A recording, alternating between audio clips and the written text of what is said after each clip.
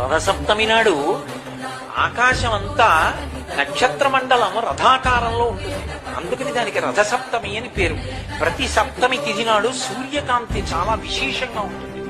అటువంటి సప్తమి తిథి నాడు రథసప్తమి వచ్చినప్పుడు ఆ జిల్లేడాకులు రేగుపళ్ళు తల మీద పెట్టుకుని నమస్కారం చేసి సూర్యుడికి స్నానం చేస్తారు. ఎందుకు అంటే సూర్యబింబంలో ఉండేటటువంటి ప్రాణశక్తిని పుచ్చుకుని జిల్లేడాకు ఇక్కడ ఉండేటటువంటి గోరువెచ్చటి ఆ బ్రహ్మస్థానము నుండి ఆ లోపలికి ప్రసారం చేస్తుంది. దానివల్ల ఎదర వచ్చేటటువంటి విశేషమైనటువంటి వేడిని తట్టుకోవడానికి కావలసిన శక్తి వస్తుంది.